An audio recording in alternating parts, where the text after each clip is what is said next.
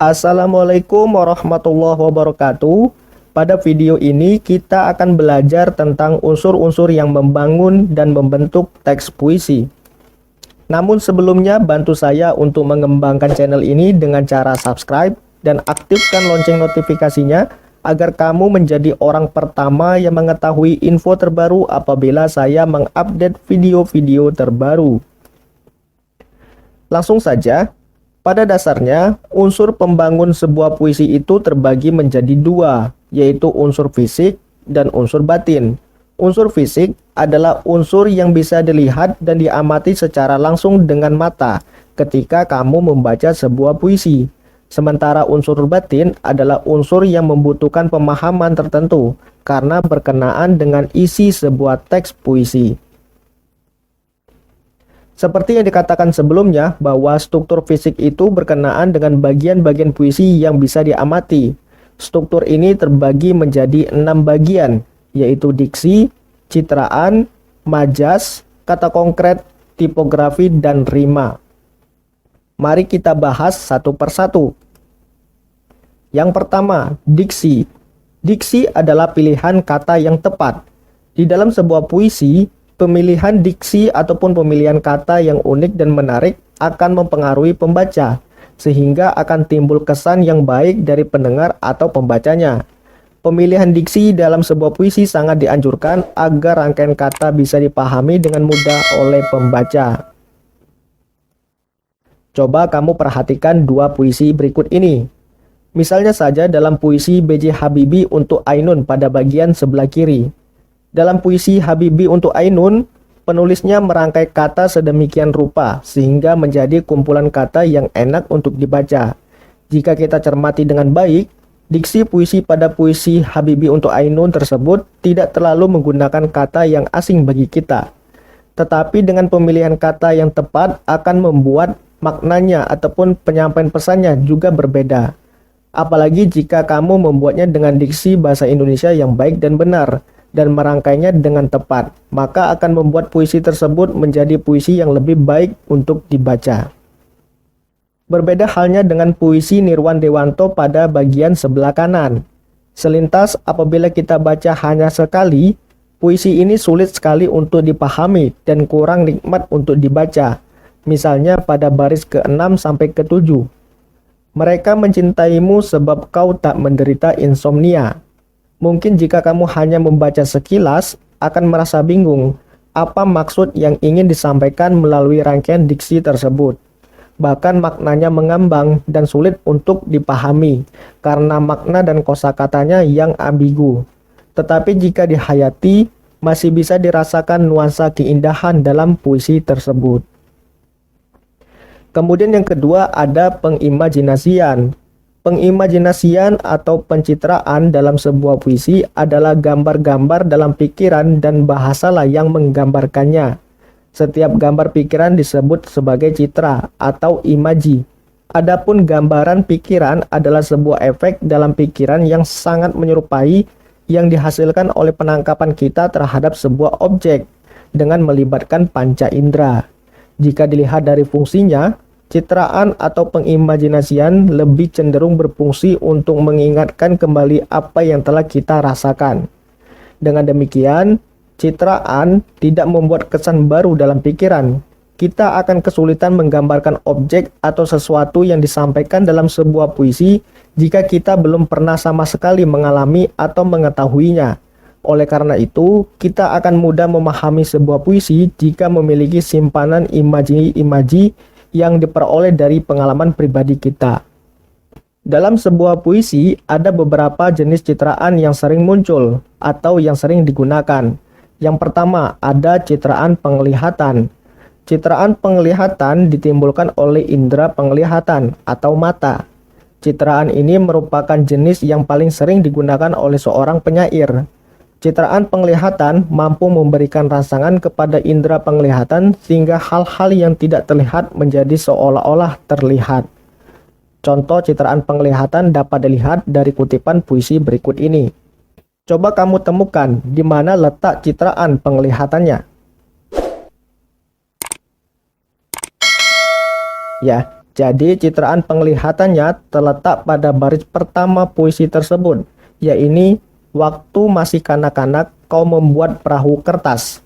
Kenapa disebut citraan penglihatan? Karena diksi tersebut menggambarkan aktivitas seseorang yang melihat tokoh kau sedang membuat perahu kertas dan menghanyutkannya atau melayarkannya di tepi kali. Dan ketika kamu membaca diksi tersebut, seolah-olah kamu menjadi orang yang sedang memperhatikan anak-anak yang sedang membuat dan menghanyutkan perahu kertas tersebut. Kemudian ada citraan pendengaran. Citraan pendengaran berhubungan dengan kesan dan gambaran yang diperoleh melalui indera pendengaran atau telinga. Citraan ini dapat dihasilkan dengan menyebutkan atau menguraikan bunyi suara, misalnya dengan munculnya diksi sunyi, tembang, dendang, suara mengiang, berdentum-dentum, dan sayup-menyayup. Contoh citraan pendengaran dapat dilihat dari kutipan puisi berikut ini. Coba kamu temukan di mana letak citraan pendengarannya. Jadi citraan pendengarannya terletak pada baris keempat, yaitu suara melengking lalu mengibah-ibah. Diksi itu menunjukkan bahwa seseorang yang seolah-olah mendengarkan jeritan bayi yang menangis dengan sangat kencang, atau yang disebut dengan melengking, atau suara yang terdengar sangat nyaring. Kemudian ada citraan perabaan. Citraan perabaan adalah citraan yang dapat dirasakan oleh indera peraba atau kulit. Pada saat membacakan atau mendengarkan larik-larik puisi, kita dapat menemukan diksi yang menyebabkan kita merasakan rasa nyeri, dingin, atau panas karena perubahan kondisi tertentu yang dirasakan oleh alat peraba kita. Berikut contoh citraan perabaan dalam sebuah puisi. Coba kamu temukan di mana letak citraan perabaannya. Jadi citraan peraba terletak pada baris ketiga puisi tersebut, yaitu menggaruki rasa gatal diksukmanya. Kenapa seperti itu? Karena diksi tersebut menunjukkan ada bentuk rasa gatal yang dirasakan tokoh dalam puisi, sehingga ia harus menggaruki atau menghilangkan rasa gatal tersebut dengan tangannya.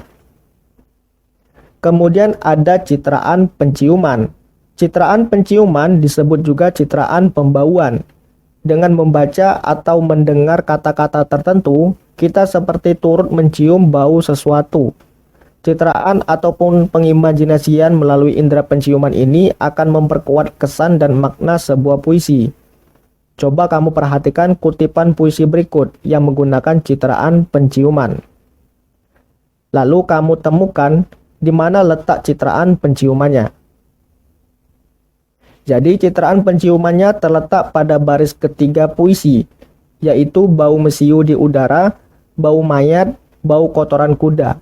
Kenapa bisa demikian? Karena pada diksi tersebut menunjukkan bahwa seolah-olah membuat pembaca turut dapat mencium aroma mesiu, bau mayat, dan bau kotoran kuda ketika membacanya.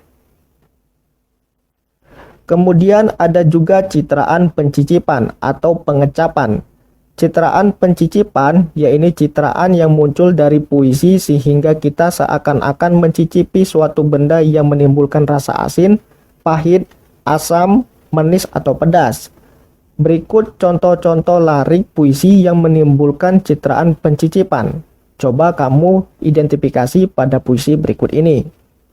Lalu tentukan di mana letak citraan pengecapannya atau citraan pencicipannya. Jadi citraan pengecapannya terletak pada diksi neraka adalah rasa pahit di mulut waktu bangun pagi. Diksi tersebut seolah menunjukkan bahwa seseorang sedang menganalogikan bahwa neraka itu ibarat rasa pahit, sedangkan surga itu bisa berupa rasa manis. Jadi neraka dan surga itu diibaratkan makanan yang bisa dirasakan. Kemudian juga ada citraan gerak.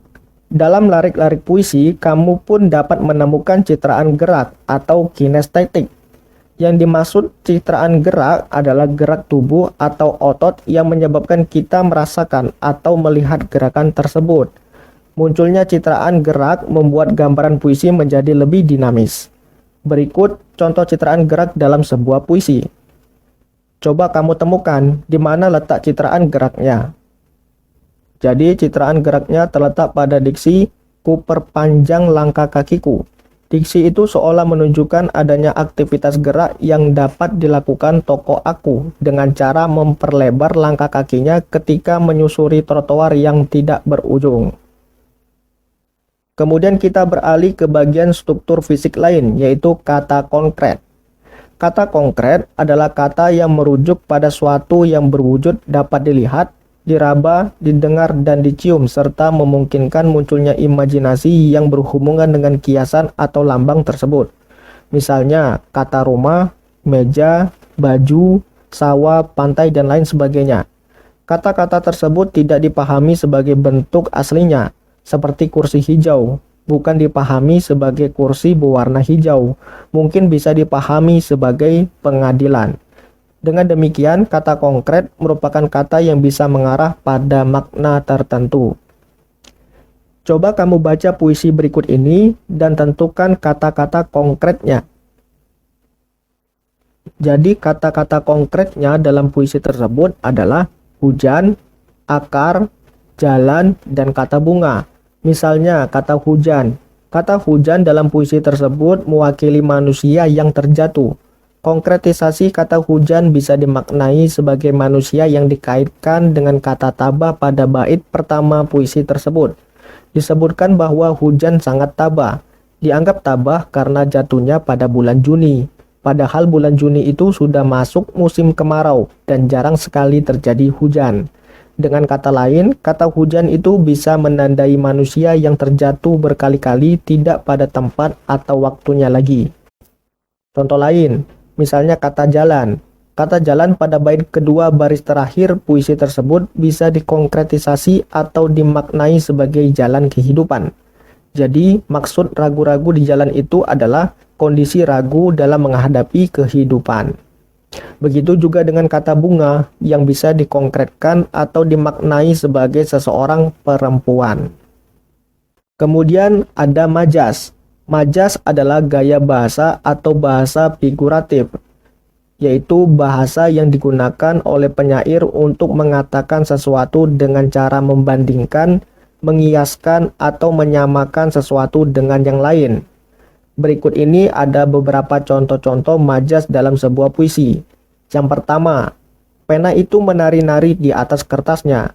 Diksi ini terdapat majas personifikasi, yaitu majas yang menganalogikan benda mati seolah-olah bersikap seperti manusia.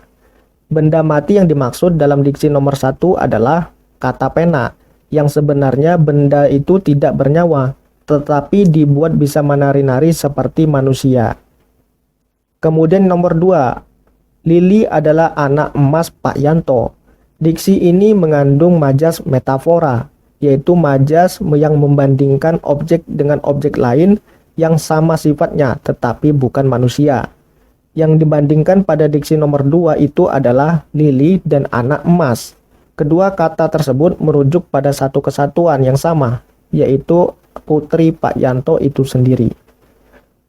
Kemudian yang ketiga, Siti dan Sita bak pinang dibelah dua. Diksi ini mengandung majas asosiasi, yaitu majas yang membandingkan dua objek yang berbeda namun dianggap sama. Hal yang dibandingkan dalam diksi nomor 3 itu adalah Siti dan Sita, yang merupakan dua orang berbeda, bisa saudara kembar atau bukan saudara kembar.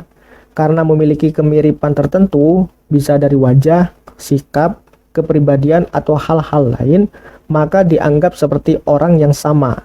Jadi maksud pinang dibelah dua itu adalah seperti itu. Kemudian, guruku sangat baik seperti malaikat. Nah, pada diksi nomor 4 ini terdapat majas hiperbola, yaitu majas yang melebih-lebihkan. Pada diksi nomor 4 ini ada sesuatu yang dilebih-lebihkan, yaitu sifat guru yang baik, seperti sifat malaikat.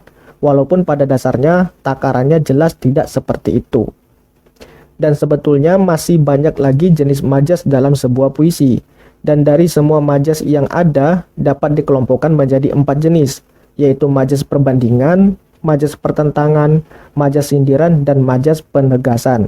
Kamu bisa mencari jenis-jenis majas itu di internet atau buku pelajaran bahasa Indonesia. Selanjutnya ada rima dan ritma. Rima atau persajakan adalah bentuk perulangan bunyi pada setiap larik dan bait. Sedangkan irama atau ritme atau ritma adalah tinggi rendah, panjang pendek, dan keras lembut ucapan bunyi. Timbulnya ritma dikarenakan adanya perulangan bunyi secara berturut-turut dan bervariasi. Misalnya karena adanya rima, perulangan kata, perulangan bait. Kemudian disebabkan tekanan-tekanan kata yang saling berganti keras lemahnya karena sifat-sifat konsonan dan vokal, atau disebabkan panjang pendek sebuah kata. Dalam artian, rima merupakan salah satu unsur pembentuk irama. Namun irama tidak hanya dibentuk oleh rima, baik rima ataupun irama bisa membuat efek musikalisasi pada sebuah puisi, membuat puisi menjadi lebih indah dan enak didengar meskipun tanpa dilakukan sekalipun. Kemudian ada tipografi. Tipografi merupakan seni memilih dan menata huruf dengan pengaturan penyebarannya pada ruang-ruang yang tersedia untuk menciptakan kesan khusus sehingga akan menolong pembaca untuk mendapatkan kenyamanan membaca semaksimal mungkin. Fungsi utama dari tipografi adalah membuat teks berguna dan mudah digunakan. Tipografi berbicara tentang kemudahan dalam membaca teks dan kemudahan dalam mengenali setiap huruf dan kata. Tipografi menghidupkan teks dalam sebuah tulisan, membuat lebih menarik sehingga pembaca penasaran dan ingin membaca keseluruhan sebuah teks puisi. Kemudian ada juga macam-macam dari tipografi itu sendiri. Yang pertama ada tipografi konvensional, ada tipografi prosa, tipografi zigzag, tipografi konkret, dan tipografi abstrak. Kita telah mempelajari jenis-jenis tipografi dan bentuknya pada video puisi sebelumnya. Silakan tonton video teks puisi tersebut, linknya telah saya sertakan pada bagian deskripsi video ini. Kemudian kita bahas struktur batin yang berkaitan dengan isi atau unsur dalam sebuah teks puisi itu sendiri. Struktur batin itu berkaitan dengan amanat, nada, tema, dan pesan yang ingin disampaikan melalui puisi tersebut kepada pembaca atau pendengarnya. Mari kita kaji satu persatu. Yang pertama, tema. Tema merupakan gagasan pokok yang diungkapkan oleh seorang penyair. Gagasan ini merupakan landasan pemikiran penyair dalam menginterpretasikan kehidupannya. Macam-macam tema dalam puisi itu dapat dibagi menjadi 4 jenis. Yang pertama ada tema ketuhanan. Tema ketuhanan merupakan puisi yang menunjukkan adanya pengalaman religi penyair yang dapat dicirikan dari diksi yang syarat akan ketuhanan atau kegiatan peribadatan. Kemudian yang kedua ada tema kebangsaan atau patriotisme. Puisi ini merupakan puisi yang menggambarkan cinta tanah air, perjuangan, kepahlawanan, dan kemerdekaan. Puisi ini dapat ditampilkan untuk memupuk rasa jiwa kebangsaan, rasa memiliki, dan rasa saling menghargai jasa para pahlawan. Kemudian yang ketiga ada tema kemanusiaan. Tema ini menyampaikan tentang harkat dan martabat manusia. Manusia sebagai makhluk yang sempurna memiliki harkat dan martabat yang tinggi yang harus disuarakan ke khalayak banyak. Kemudian juga ada tema keadilan sosial. Tema ini biasanya menyuarakan kesengsaraan, penderitaan, kesenjangan, dan kemiskinan rakyat. Misalnya saja puisi yang disuarakan oleh korban perang atau rakyat sipil. Kemudian yang kelima ada tema kedaulatan rakyat. Jadi tema ini merupakan puisi dengan tema yang lebih-lebih cenderung memberikan kritik dalam menentang kekuasaan atau penjajahan yang sewenang-wenang. Ketika perlawanan secara birokratif dan fisik sudah tidak lagi mampu menjawab suatu kesewenangan, puisi menjadi salah satu jalan untuk menyuarakan keresahan rakyat. Melalui satu tema tertentu, penyair ingin menyampaikan pembaca ataupun pendengar tentang keresahan hatinya. Selanjutnya, tema yang sudah dipikirkan akan mencakup keseluruhan struktur puisi tersebut termasuk dalam ungkapan-ungkapannya.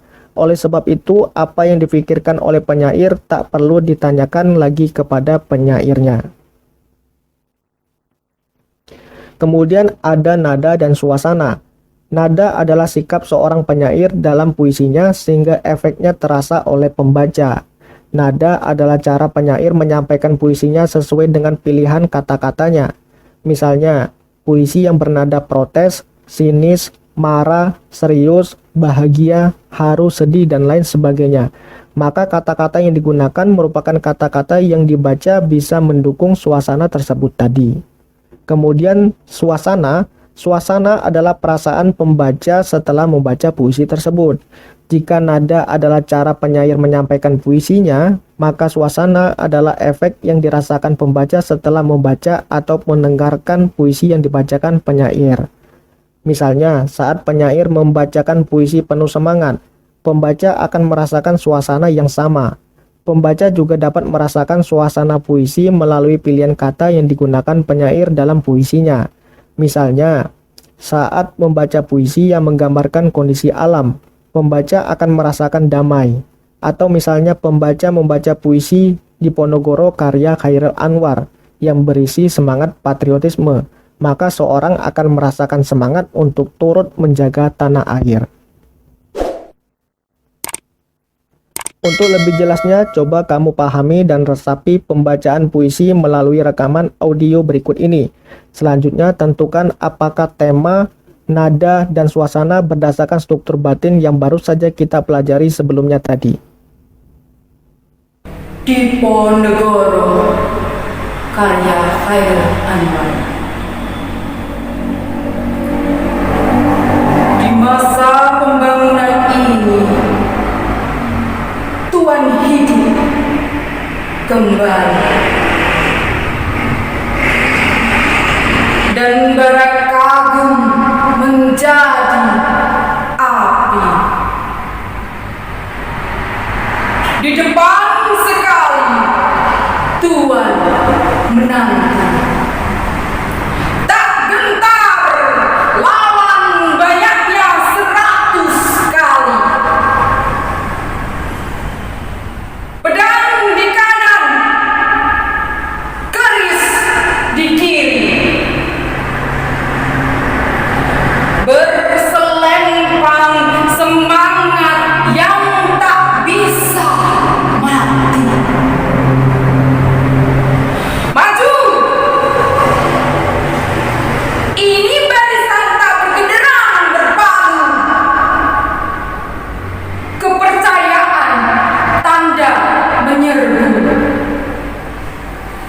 Sekali berarti sudah itu mati. Maju! Bagimu negeri menyediakan api. Punah di atas menghamba, binasa di atas ditindak. Sungguh pun dalam ajal baru tercapai, jika hidup harus merasai. Maju! Serbu! Serang! Terjang!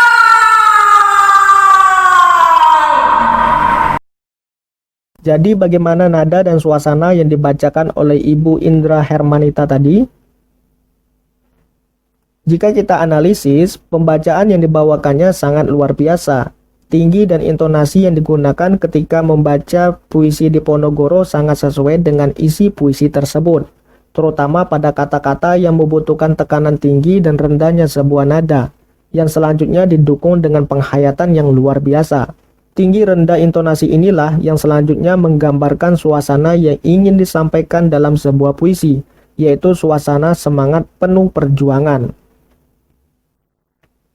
Kemudian, apa tema dari puisi Diponegoro tadi? Ya, jadi temanya berhubungan dengan perjuangan. Kenapa bisa demikian?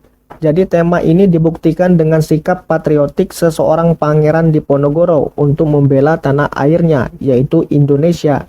Dengan keberanian dan semangat juang yang tinggi, ia pun melawan para penjajah yang berjumlah ratusan orang tanpa rasa takut dan rasa lelah demi membela tanah air.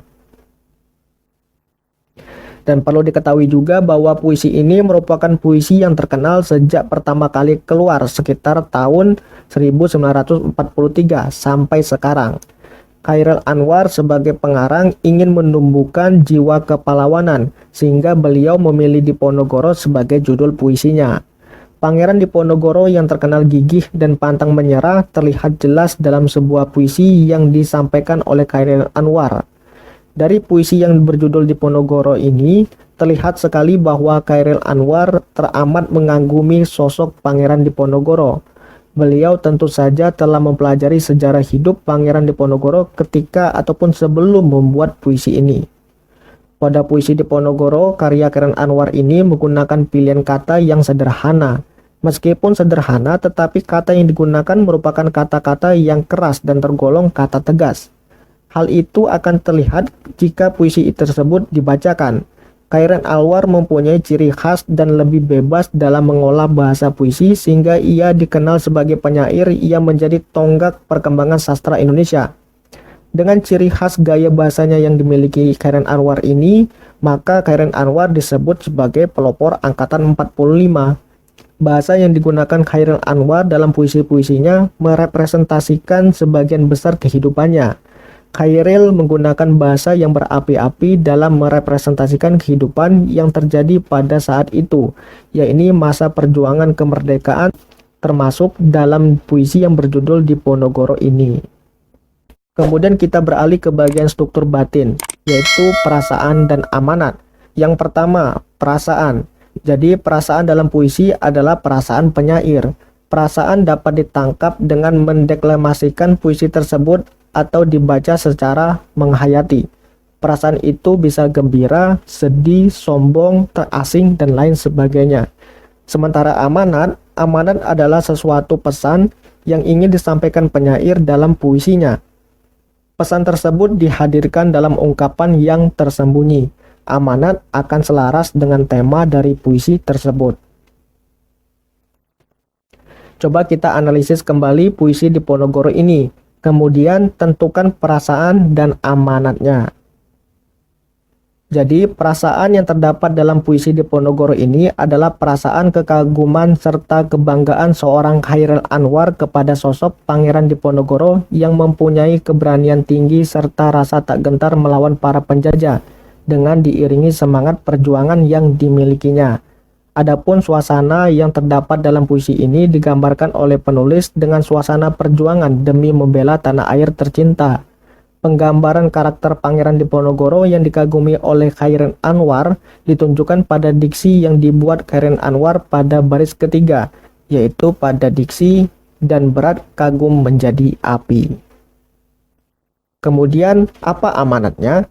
Jadi amanat yang terkandung dalam puisi Diponegoro tersebut adalah semangat membela tanah air Indonesia dengan diiringi keberanian untuk memerangi para penjajah yang kini harus dipertahankan oleh para penerus bangsa.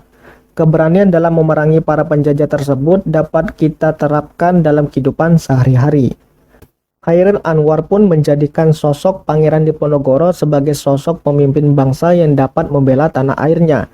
Tujuan dari Chairil Anwar ini adalah untuk memberikan pengetahuan kepada pembaca serta memberikan suatu contoh atau teladan bagi para pembaca lewat perjuangan seorang Pangeran Diponegoro yang ia hasilkan dalam bentuk sebuah puisi. Jadi itulah materi singkat unsur-unsur teks puisi dan contoh pengidentifikasiannya. Jika ada pertanyaan, kamu bisa sampaikan pertanyaanmu itu pada bagian komentar video ini. Dan apabila kamu menyukai video ini, silakan like dan share video ini kepada teman-temanmu. Saya tutup pertemuan ini, kita ketemu lagi pada video-video saya selanjutnya. Wassalamualaikum warahmatullahi wabarakatuh.